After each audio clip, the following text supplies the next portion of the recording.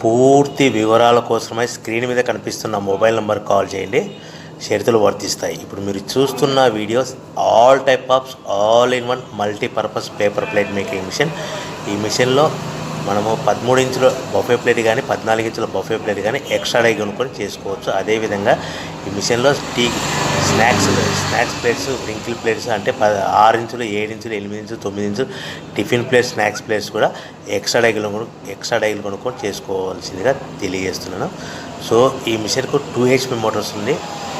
మనం ఇంటి కరెంట్ కాకుండా దీన్ని కంపల్సరీగా కేటగిరీ 2 మీటర్ ఫిట్ చేసుకోవాల్సిందిగా తెలియజేస్తున్నాను. సో మనము ఈ మిషన్లో బేరింగ్ డైల్ అంటే 13 ఇంచులు కానీ 14 ఇంచులు కానీ మనకు నచ్చిన డైలీ ఎక్స్ట్రా డై కొనుక్కొని బఫే ప్లేట్ తయారు చేసుకోవచ్చు. అట్ ద సేమ్ టైం చిన్న చిన్న కప్పులు కూడా తయారు చేసుకోవచ్చు.